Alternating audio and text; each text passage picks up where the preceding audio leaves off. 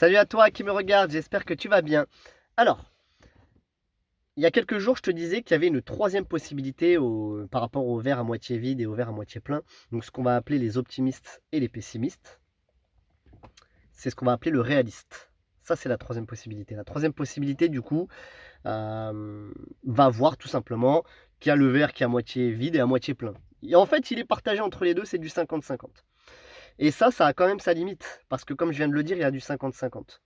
C'est-à-dire que le réaliste, lui, bah, ça peut être lui qui va dire à l'optimiste, «Eh optimiste, mais tu sais, tu as une sécurité de l'emploi. Pourquoi tu veux partir? C'est pas très réaliste ça. Pour aller créer ton entreprise, ouais, je serais toi, j'attendrais, hein». Voilà ce que peut faire le réaliste, parce qu'il a une part de pessimisme en lui. Heu, Ce que j'ai envie de te dire, c'est, ne te mets aucun aucune barrière, mais ne te mets aucune barrière. Tout est possible en fait. Faut juste croire en toi. Croire en toutes tes possibilités, croire que tout, tout est faisable en fait. Après, je ne dis pas qu'il faut se lancer dans le vide.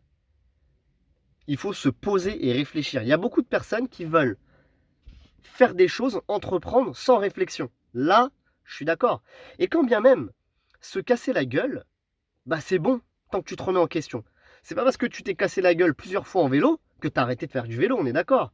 Ah non, non, non, moi je ferai pas de vélo. Et puis tu vas avoir des enfants, tu vas dire, eh, fiston, ne fais jamais de vélo parce que c'est pas très réaliste, hein, tu sais.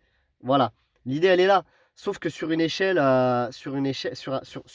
pour comment financière, on va dire, bah on a l'impression que c'est pas trop pareil.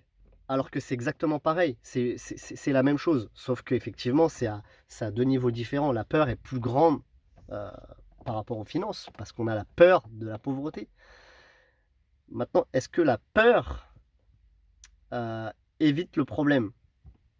Pas vraiment, pas vraiment. Je dirais même au contraire. Voilà. Bon, travaille sur ton, travaille sur ta croyance.